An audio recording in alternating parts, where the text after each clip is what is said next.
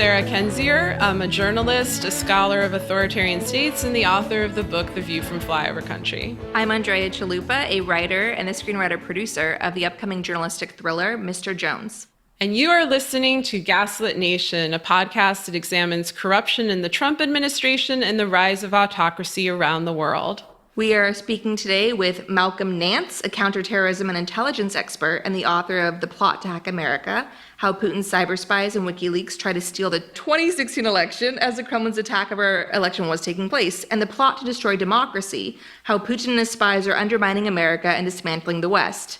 Nance is also the author of the upcoming book, The Plot to Betray America, How Team Trump Embraced Our Enemies, Compromised Our Security, and How We Can Fix It.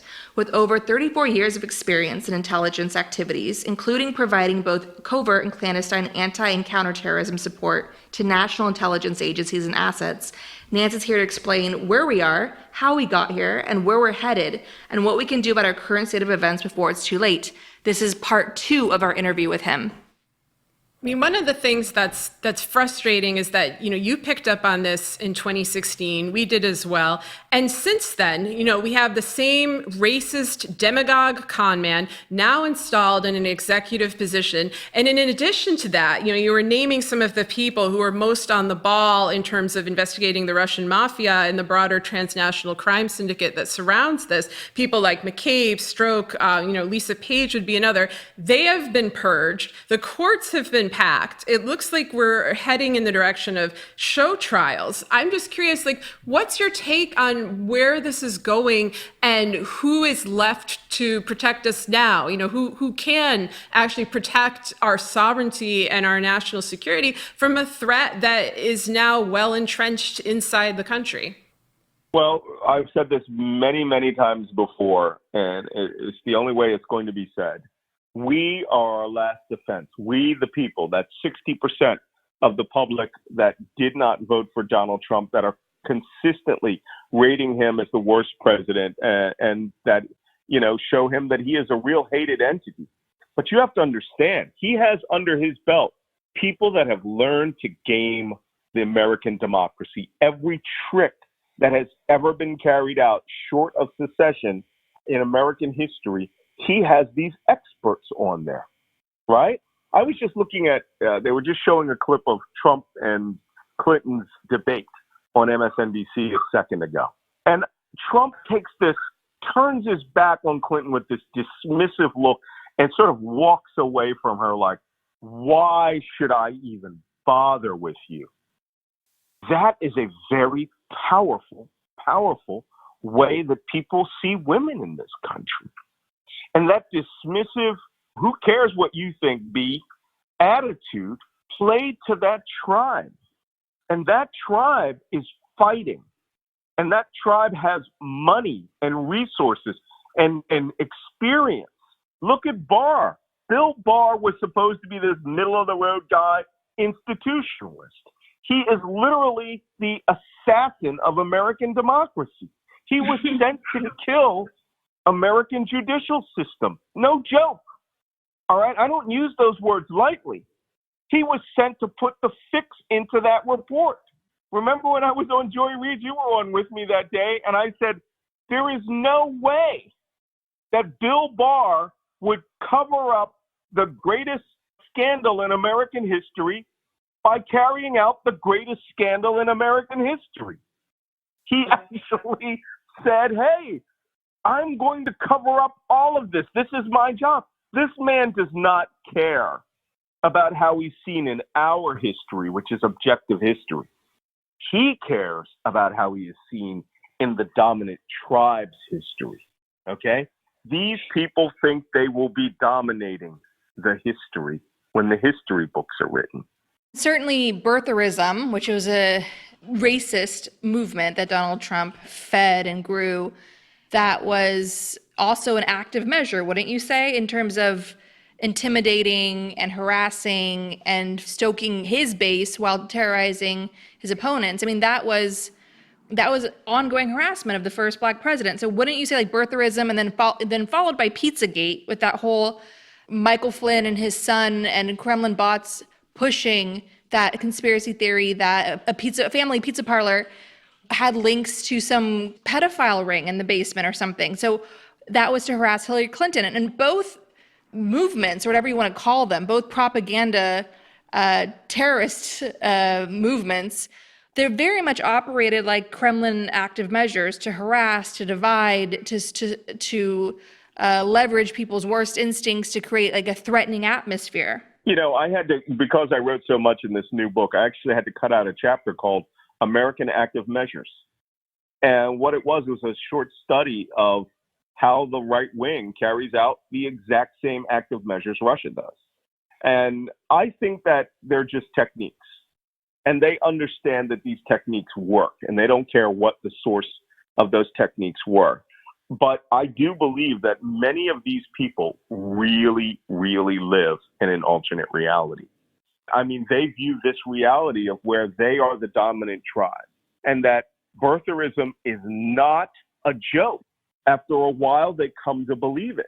There's certainly this toxic environment where people just refuse to face facts, refuse to learn history, and see that all of Donald Trump's ties to the Russian mafia and the Kremlin go back several decades. They remind me of anti-vaxxers, the anti-vaxxer movement. It's exactly what they remind me of.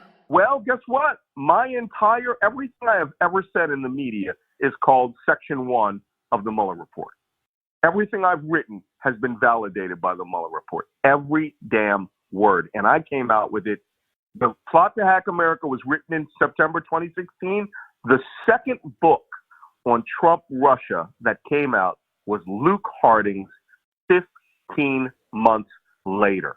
The third book was Russian Roulette, which came out 23 months after I had written Plot to Hack America. So now there's like 500 books. Are we all fantasists? Are we all conspiracy theorists and liars? No, we can't all be crazy, right? There's only one person, one or two people not marching to the tune of the band, and that is Glenn Greenwald and the rest of these guys who have some position that they're invested in. I don't care about them one way or the other. Yeah, it's almost like the horseshoe theory. They're so far left that they're far right.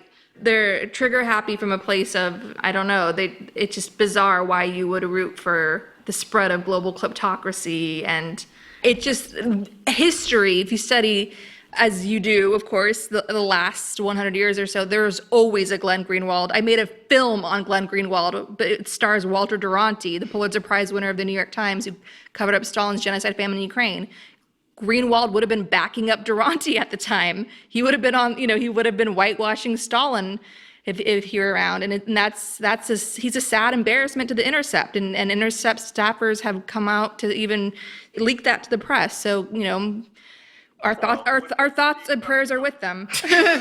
But I do want to say the geopolitics of this. So I want to take the macro view now. The Hollywood happy ending of America winning the Cold War, or so everyone thought, and everyone thought the Soviet Union was going to get this Western market capitalism shock to its system, and it was going to reform and everything would be all as well. But instead, the KGB, now the FSB, stayed strong, and essentially, to summarize very quickly, unites with this burgeoning Russian mafia. You have oligarchs emerging from all this, and now it's just gone global. It's gone global, and the mafia in the 21st century is borderless. So, with that said, could you talk a bit about the geopolitics of, let's say, starting from 9/11 and Bush's invasion of Afghanistan and Iraq, and how you write in your book, The Plot to Hack America, that you saw this big turn away from monitoring Kremlin aggression, and all the resources were quickly pulled onto the Middle East. And I've heard that as well. The regret of that is sort of, why Bush's wars just sucked us in, that we couldn't fight other bad actors that were just as determined to destroy us as ISIS, like the Kremlin.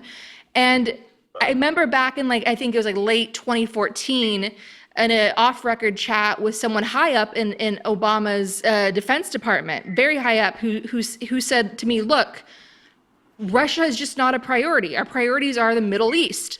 And that was a fact. It was the Iran deal. It was Syria. It was watching embarrassing John Kerry, thinking he could negotiate with Lavrov, his counterpart at the Kremlin, to strike some sort of deal to get Assad gone. And instead, the way the Kremlin does deals, the way Putin does deals, and the way Stalin did deals, is they want all of it. They push for all of it. There's zero compromise. And now Putin has Syria. He has his base on the Mediterranean in the form of his puppet Assad, and Assad gets to stay. And Assad's human rights abuses are escalating there in Syria now. And so could you talk a little bit about that macro view of sort of all these destabilizing forces that sort of helped lead us here, and sort of the compromises and blind spots the US had in navigating all this all these years? Technically, I could blame it on two people, everything that's happening to us. First is Osama bin Laden. The 9/11 attacks were done for, and I've written, most people know and think, oh, Malcolm's written 2 books. I've actually written 8 books. And my first 6 books were about terrorism, including a ideological study of the philosophy of Osama bin Laden and Al-Qaeda in a book called An End to Al-Qaeda. And it was really about his strategic viewpoint, his battle strategy for what he wanted to do with America and what he expected after the 9/11 attack. And bin Laden was a very interesting character. He was a student of the philosophy of Samuel Huntington. And Samuel Huntington came up with the philosophy of the clash of civilizations, in which, Huntington, of course, wasn't saying that it would be religious civilizations. It would be rich and poor, north and south, these power poles around the world. Bin Laden extrapolated that into believing that there would be a clash of civilizations between Islam and Christianity. But to do it, you would need to topple all of the Muslim states to create a super state of Muslims that would, of course, go on to a war, a clash of civilizations with the West, with Christianity. Now, of course, I fought against these guys. I've studied these people. I've collected for almost a decade and a half against them. It's a crazy thought. But bin Laden truly believed this. So the thing was, when he carried out the 9/11 attacks, it was designed to get the United States to do exactly what it did, which was to attack all around the Middle East, but particularly South Asia. He wanted us to invade Afghanistan. He had in his mind that Islam had broken the Soviet Union and that they would economically break us too with an unwinnable war. Hey, Gaslit Nation ladies and general fans of bras. Today we're talking about Third Love, a great company that makes bra shopping convenient. We at Gaslit Nation know it's a pain to take time out of the fight against fascism to go shopping for bras. Thanks to Third Love, you can get it done online fast and go on to battle autocracy in style. Using Third Love's online Fit Finder quiz, you can order your bras and try them on at home. Third Love uses data points generated by millions of women who've taken the Fit Finder quiz to design bras for a perfect fit and premium feel. You just answer a few simple questions to find your perfect fit in 60 seconds. Third Love offers a 100% fit guarantee in 78 sizes.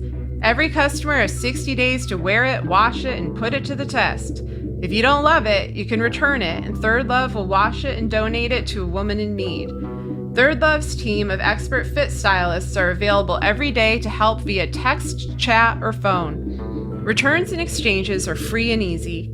Third Love knows there's a perfect bra for everyone, so right now they're offering our listeners 15% off your first order. Go to thirdlove.com/gaslit now to find your perfect fitting bra and get 15% off your first purchase. That's thirdlove.com/gaslit for 15% off today. Bin Laden carried out the 9/11 attacks and then, of course, wanted to carry out attacks everywhere. And he wanted us to come there and commit atrocities, to invade countries, and to prove to the Muslim world that we were precisely what he said that we were, which was crusaders coming in to seize Muslim lands.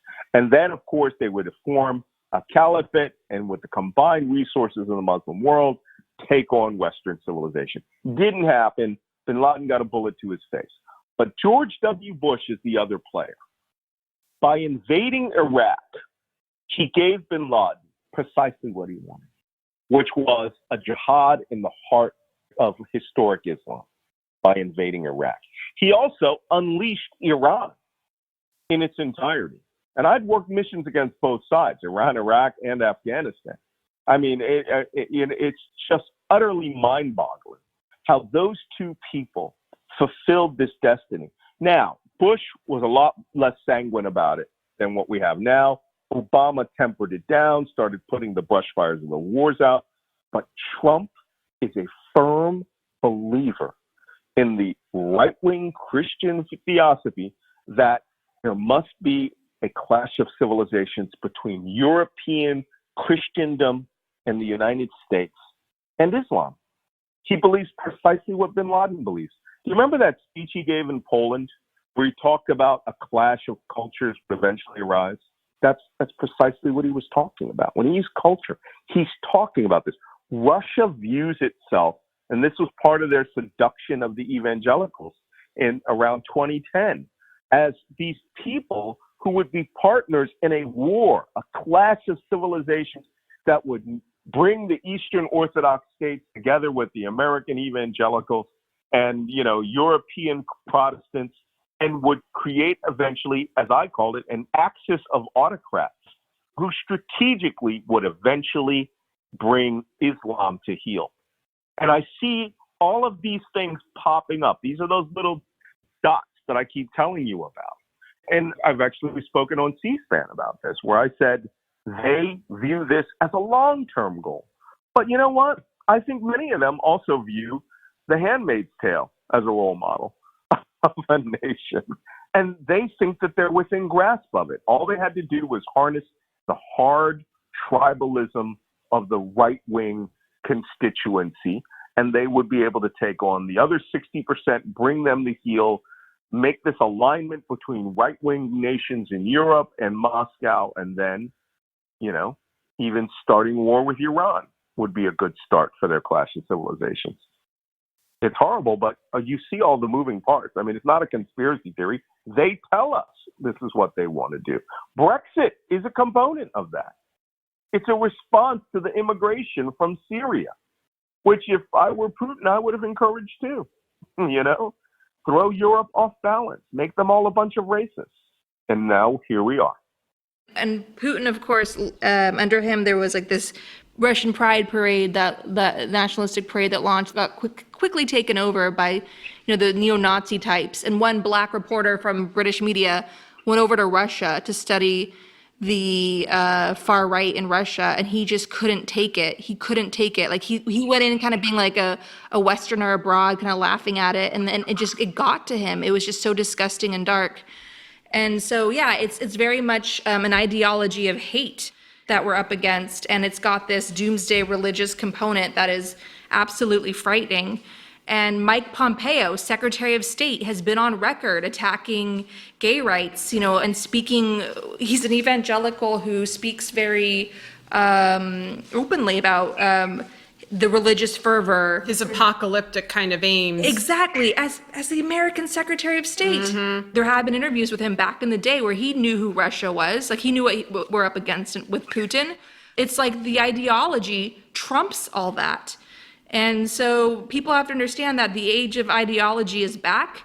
We have a president of the United States that, at least according to Ivana Trump, studied Hitler's speeches, kept Hitler's speeches by his bedside, has admired dictators like Orban and Kim Jong-un. My God, it's like the list is so long. And tell us, please, how do we then get out of this? How do we avoid the ideology of apocalypse from snuffing out the world? What we're really engaged in right now is the defense of democracy, the defense of the constitutional republic we call the United States of America. And I think this next year, you're going to be hearing these calls get louder and louder because people are already becoming complacent. If Nancy Pelosi can't even go forward with her constitutional duties and is betting the entire balance of the history of the United States against an election, right, that he's going to lose, okay? That's insane. That is absolutely not what the founders built the system for. And also, it means that she says that whatever is happening right now is fine. All of these crimes, the obstruction of justice, do not rise to the level of impeachable offenses, that they are not high crimes and misdemeanor, which means that any Republican president from now on can get away with that. So here's my rallying call, being from Philadelphia, is that sunlight and shouting is the only way this is going to get done. We have to rally our people. We have to get people aware of what's going on. We need to make people aware of what disinformation is. You guys know on Twitter, I'm always one of the first people to start calling out active measures and campaigns that people are doing and speaking, frankly about these things. This is not a time in American history to pull punches. If the Boston Massacre had occurred in front of us, 1/3 of this nation would be like the Tories. They would be supporting the mass murder of a group of liberals if it occurred, and don't think that it might not occur. So we have to defend what this nation is truly built on, not the fantasy that Donald Trump has created and crafted, of which 1/3 of this country now believes. They believe that everything we say is a lie crafted by George Soros, and that progressives and moderate conservatives and moderate liberals are actually bloodthirsty revolutionaries who are, going to kill people in the streets. I don't know if you guys have seen it. Actually, Sarah, I was in St. Louis just before the election, and there were TV commercials out there showing the Antifa, in black mass destroying glass. And it was actually at a G7 thing. And Hillary Clinton is the most evil person to ever run for president. And I could not believe that this was an alternate reality, which was dominating local news channels. Oh, yeah. And they brought it back for 2018 in McCaskill. Then she was in Antifa. I mean, it's ridiculous, but go on. Yeah. Well, my point is that we need to shout louder. We need to expropriate, patriotism from these people. And I said, we need to fight in defense of the Constitution, right? We need to take back the American flag, and that we're defending American democracy. And we've got to start calling the opposition for what they are. You have to shame them. You follow a man that loves an ex-KGB officer. You guys are following an autocrat, a dictator, King George King Donald IV, whatever you want to call him. I like Benedict Donald myself. But you've got to start using terminology they use. These are called meta-narratives. Meta-narratives are Hillary Clinton evil, Donald Trump good. That's what the 2016 election came down to. We don't argue at that level. We all want to get into nuance and have long discussions. No, you are following a man that's a traitor, or you are betraying the Constitution. You are betraying the nation. Those people, when they call us traitors, Donald Trump uses that out there, they are thinking violence beyond their words. We aren't, but in their minds, they're being conditioned to believe that we're the zombies from The Walking Dead and that all they need is enough ammunition. I've got a bunch of people in where I live that are like this. These guys stockpile ammunition, and not because they think that they're going to have it out with us, but they say for Antifa. And it's like, do you even know what that is? To them, it's everyone on the left. Go read their writings. And that's why, I do a lot more stuff about right-wing extremism.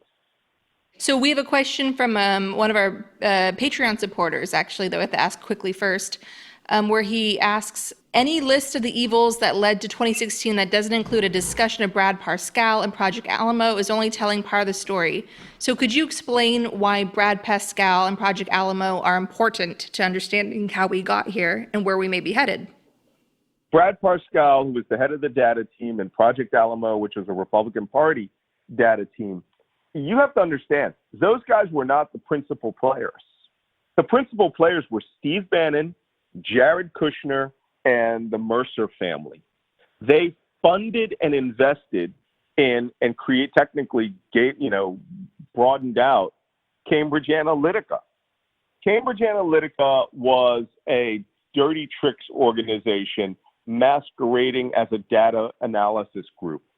There's no way that you can convince me, and I wrote another part of a chapter of a book on this in both books, that the information that they saw on the internet, they were not part of the megaphone.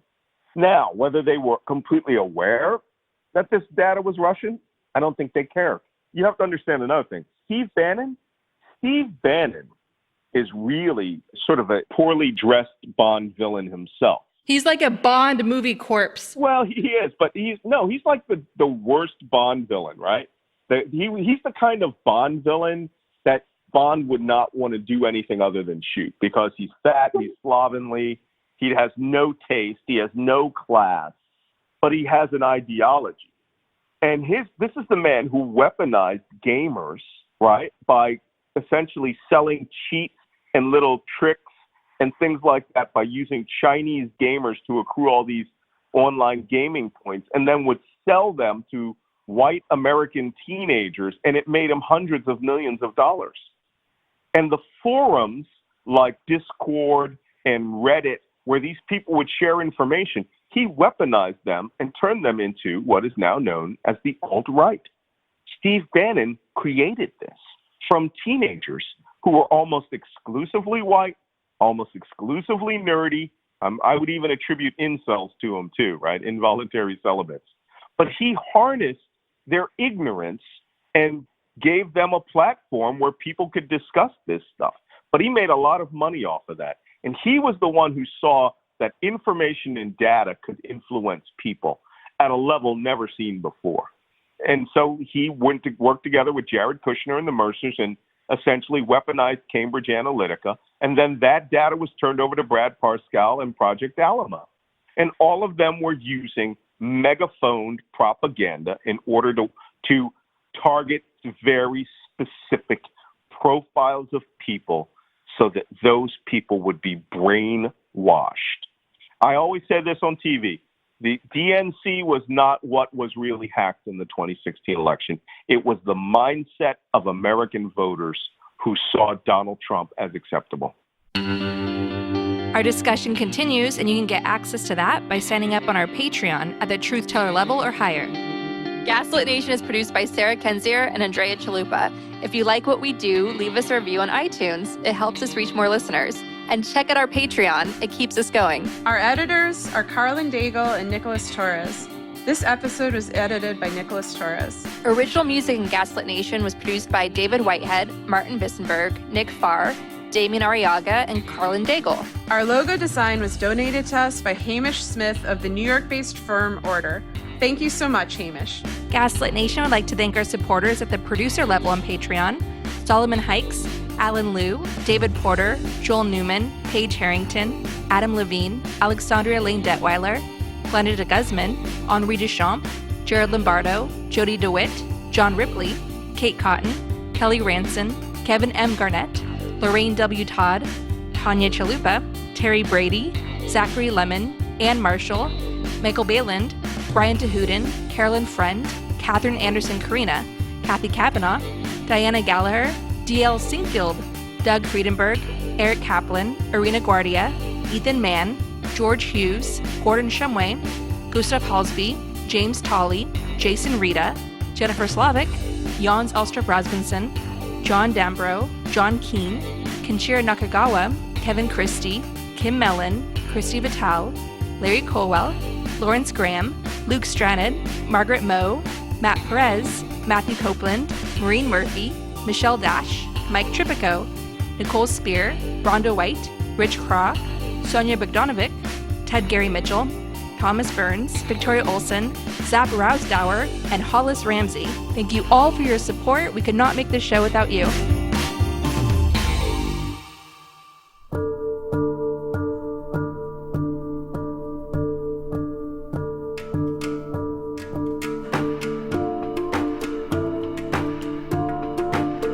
to deal with these abnormal times that we find ourselves in, we here at Gaslight Nation take a strong stance of saying no to savior syndrome. The only thing that's going to get us out of this is self-reliance and holding our leaders accountable. And the only power we have left that we can rely on is grassroots power. To illustrate our point, here's Share, providing a useful metaphor for these times. Rely on no one but your own hard work and dedication. That's the only way out of this. Awaken your inner Share. You said a man is not a necessity, a man is a luxury. Like dessert. Yeah. A man is absolutely not a necessity. Did you mean that to sound mean and bitter? Oh, not at all. I adore dessert. I love men. I think men are the coolest. But you don't really need them to live. My mom said to me, you know, sweetheart, one day you should settle down and marry a rich man. And I said, Mom, I am a rich man.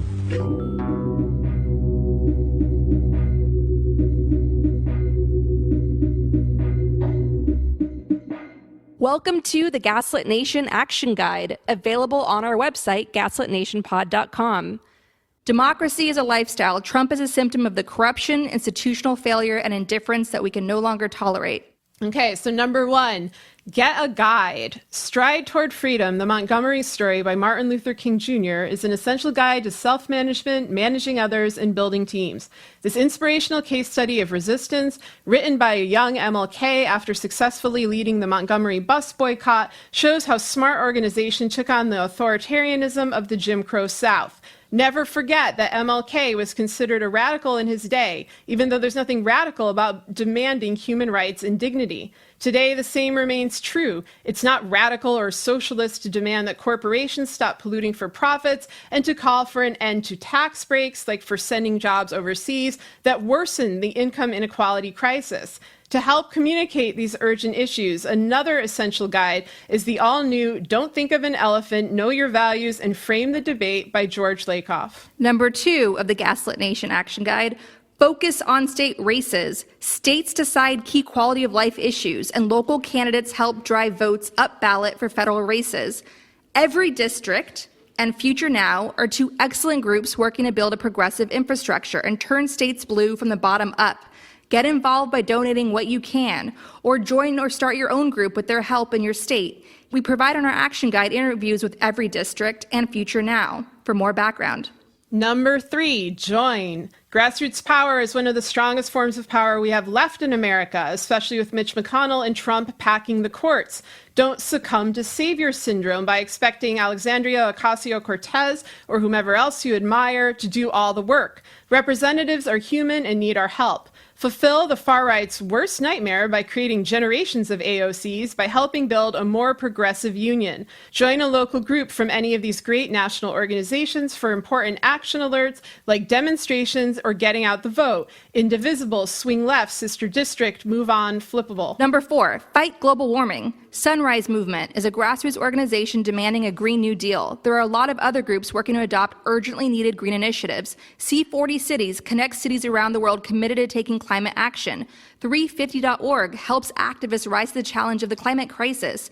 And there are more trusted organizations that need our support, linked to on our Action Guide. Number 5, unionize. In the age of Trump, there should be no more fear of starting or joining a union. Just tell your boss that you saw how unions protected workers during the universally unpopular Trump shutdown. Fight for 15 and its local variants are working to ensure a fair wage and strengthen unions in the service sector. Don't know how to get started? Read Organizing to Win, new research on union strategies, and No Shortcuts, Organizing for Power in the New Gilded Age, both of which are linked to on the Gaslit Nation website. Number 6, run for something. There are a lot of great groups out there that demystify the process of becoming a candidate and running a campaign. Run for Something is one of our favorites. There's even a book to help you get started. Run for Something, a real talk guide to fixing the system yourself by Amanda Littman. If you believe in facts and science and are a compassionate human being, you need to run for something and recruit others to as well. Even if it's a long shot, you can still create urgent conversations and treat your campaign like a platform for discussions you care about, helping bring together like-minded people to work for change even long past the election. Just look at what a refreshing discovery long-shot Mayor Pete has been and all the great work Andrew Gillum continues to do to register 1 million voters in Florida. Number 7, protect the vote. Every District Action Fund just launched a, quote, report card identifying states with enough progressive support in local governments to push through important voting reforms like automatic registration and the abolishment of racist voter ID laws. Is your state on the list? You can click a link and find out. If so, Every District Action Fund empowers you to help your state reach the gold standard of voting. Concerned about vote hacking and Ivanka Trump branded voting machines? Yes, that is a thing. Secure Our Vote provides background information and other resources to take action. Other groups to check out are Spread the Vote, Let America Vote, and Project ID, which help people get the information they need to register, vote, and get an ID. And again, these are linked to on our site. Number 8. Launch ballot initiatives and laws. Why not launch a ballot initiative? Kate Fahey turned her Facebook post into the movement Voters Not Politicians to end gerrymandering in Michigan. It passed overwhelmingly. We have a link on our action guide for you to read more of her story. Or you could build a grassroots coalition to get a law passed in your state. In our episode, How to Pass a Law, I interview my mother about how she, while pregnant with me and a young mother already, without any political experience, mobilized a grassroots army to pass the child car seat law in California. Yes, it can be done. Number 9, end terrorism in America. Moms Demand works to elect candidates and lobby for sensible legislation to stop the gun violence epidemic driven by the blood money gun lobby, the NRA. Southern Poverty Law Center exposes white supremacy, a leading terrorist movement in America. To help immigrant communities deliberately terrorized by Trump's cruel border policies, we have a list linked here of groups that you can support. Number 10, make art. To say that art cannot make a difference stems from a tone-deaf attitude of privilege. Ukraine's Euromaidan revolution of 2013 and 2014 relied on art and artists of all kinds to sustain protesters living in Arctic cold temperatures and under the threat of government-sanctioned violence. North Korean dissident Yeonmi Park said that Orwell's Animal Farm helped her heal after escaping the cult-like dictatorship. And in our episode, The Blue Wave Continues, Kansas Rising, we share Davis Hammett's account of how painting a rainbow house created a ripple effect in Kansas, leading to major electoral victories. We need the artists and storytellers of all kinds more than ever. So this is not a comprehensive list of suggestions on how you can create a more progressive America and stop entrenched corruption. There are many paths you can take, and we encourage you to think for yourself and to work together. There is no one solution. Whether you're in a blue state or a red state, these ideas apply to you. Do not take any of the freedoms you have left for granted. Never underestimate the power of hard work. Additionally, we have a reading list linked to from there because it's essential to read widely to understand how we got here and the best ways to navigate the challenges of the 21st century. So again, all of this is available on our site, gaslitnationpod.com.